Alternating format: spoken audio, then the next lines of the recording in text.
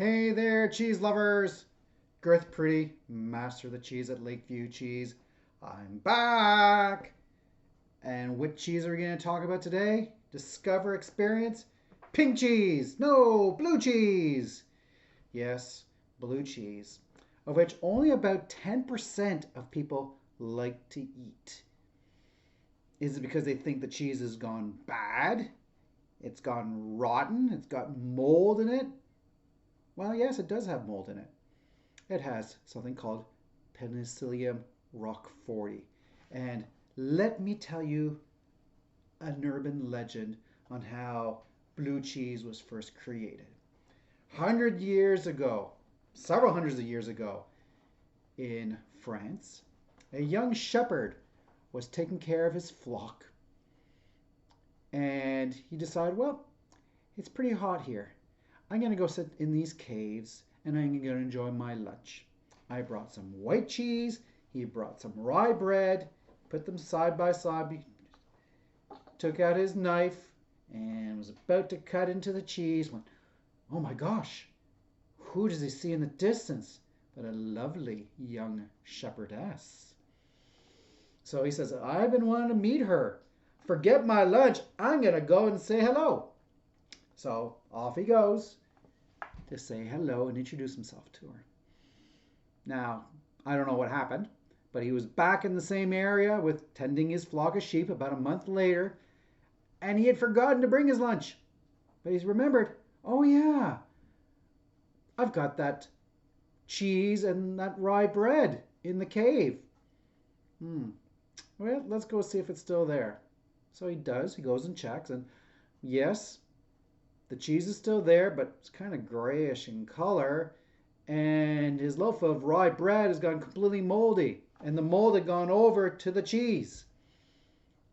And that is how the first blue cheese was created. To this day, that cheese is called Rockfall. It's a raw sheep's milk cheese made in the special caves, Asia, I should say, in the special caves in the community of Rockfall, France.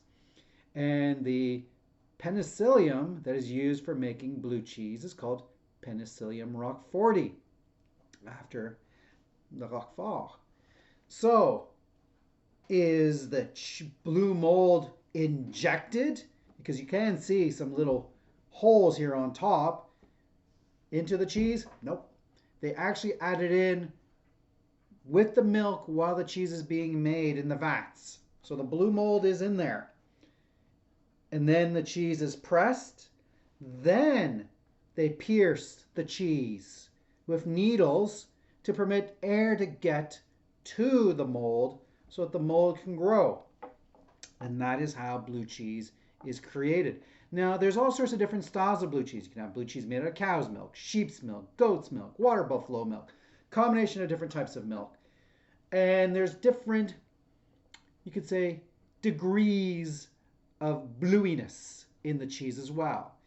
A gateway blue would be like this one right here, where it's almost more like a camembert or a brie. It's got a lot more creaminess to it. It's got more milk fat and just a little bit of blue mold to it. So this is known as a gateway blue.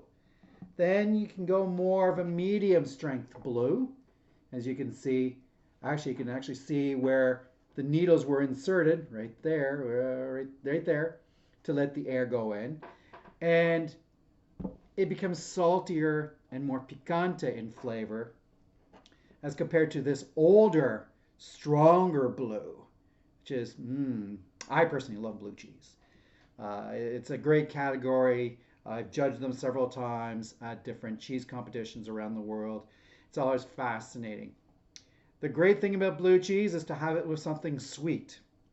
So whether it's fresh sweet fruit, sweet wines, sweet beverages, it's great also cooked with, melted slice over a burger, over a steak, make a wonderful blue cheese sauce to go over gnocchi.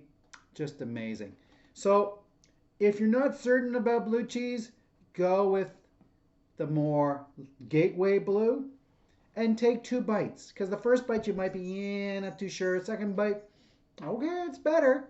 And then also try it accompanying it with some food or a beverage, and you might suddenly discover, wow, it's actually pretty neat. So thank you very much for following me. Keep doing it on Facebook, Twitter, and Instagram at Lakeview Cheese. And do subscribe to my videos. And the next one will be about flavored cheese. Take care, cheese lovers. See you next time.